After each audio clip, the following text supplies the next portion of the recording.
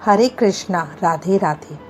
आज इस वीडियो में हम जानेंगे कि महिलाओं के मासिक धर्म के पीछे क्या कारण है।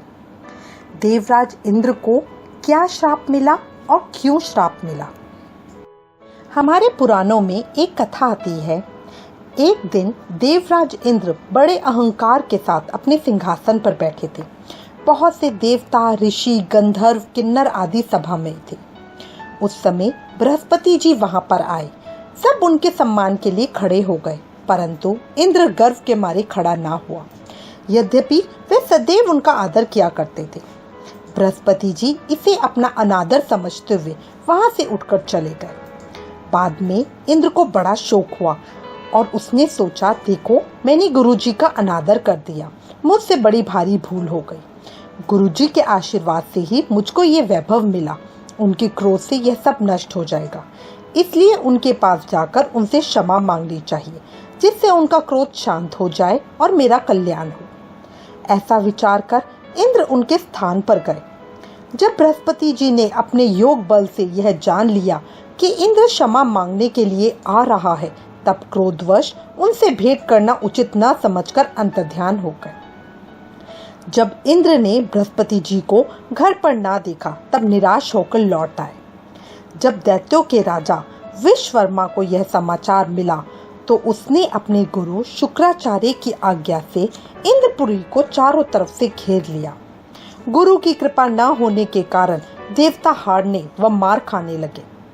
तब उन्होंने ब्रह्मा जी को विनय पूर्वक सारा वृतांत सुनाया और कहा कि महाराज, दैत्यों से किसी प्रकार बचाइए। तब ब्रह्मा जी कहने लगे कि तुमने बड़ा अपराध किया है, जो गुरुदेव को क्रोधित कर दिया। अब तुम्हारा कल्याण इसी से हो सकता है कि त्वष्टा ब्राह्मण का पुत्र विश्वरूपा बड़ा तपस्वी और ज्ञानी है, उसे अपना पुरोहित बनाओ तो तुम्हारा कल्याण हो सकता है।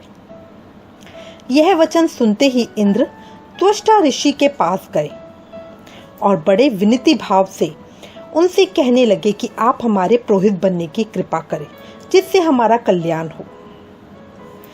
तब त्वष्टा ऋषि ने उत्तर दिया कि पुरोहित बनने से तपोबल घट जाता है, परंतु तुम बहुत विनती करते हो, इसलिए मेरा पुत्र विश्वरूपा पुरोहित बनकर तुम्हारी रक्षा करेगा।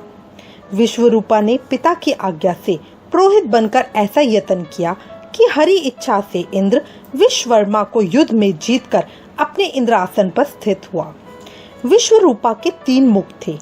एक मुख से वह सोमपली लता का रस निकालकर पीते थे, दूसरे मुख से वह मदिरा पीते और तीसरे मुख से अनादि भोजन करते।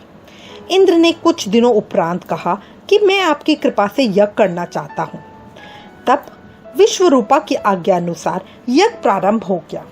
तब एक दैत्य ने विश्वरूपा से कहा कि तुम्हारी माता दैत्य कन्या है, इस कारण हमारे कल्याण के निमित्त एक आहुति दैत्यों के नाम पर भी दे दिया करो, तो अति उत्तम बात होगी।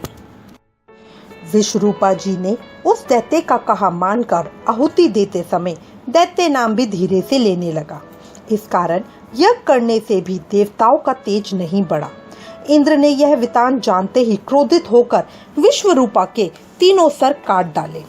मदपान करने से भंवरा, सोमपली पीने से कबूतर और अन्न खाने के मुख से तीतर बन गया। विश्वरूपा के मरते ही इंद्र का स्वरूप ब्रह्म हत्या के प्रभाव से बदल गया। देवताओं के 1 वर्ष तक पश्चाताप करने पर भी ब्रह्म हत्या का वह पाप न छूटा, तो सब देवताओं के प्रार्थना करने पर ब्रह्मा जी बृहस्पति जी सहित वहां आए। उस ब्रह्म हत्या के 4 भाग किए गए। उनमें से 1 भाग पृथ्वी को दिया गया। इसी कारण कहीं कहीं धरती ऊंची नीची और बीज बोने के लायक भी नहीं होती। साथ ही ब्रह्मा जी ने यह वरदान दिया, जहां पृथ्वी में गड्ढा होगा, कुछ समय स्वयं भर जाएगा। दूसरा भाग वृक्षों को दिया गया, जिससे उनमें से गोद बनकर बहता है। इस कारण गूगल के अतिरिक्त सब गोद अशुद्ध समझे जाते हैं। वृक्षों को यह वरदान दिया गया कि ऊपर से सूख जाने पर जड़ फिर फूट जाएगी। तीसरा भाग स्त्रियों को दिया गया। इसी कारण स्त्रियां हर महीने रासवाला होकर पहले दिन चंडालनी, दूसरे दिन ब्रह्मघातिनी, तीसरे दिन धोबिन के समान रहकर चौथे दिन शुद्ध हो जाती हैं और संतान प्राप्ति का उनको वरदान दिया गया। चौथा भाग जल को दिया, जिससे फेन और सिवाल आदि जल के ऊपर आ जाते हैं। जल को यह वरदान मिला कि जिस चीज में डाला जाएगा वह बोझ में बढ़ जाएगी। इस प्रकार इंद्र को ब्रह्महत्या के पाप से मुक्त किया। इस कथा से यह स्पष्ट है कि महिलाएं देवराज इंद्र के पाप के फलस्वरूप हर महीने रासवाला होती हैं। 3 दिन अशुद्ध रहकर चौथे दिन वह शुद्ध होती हैं।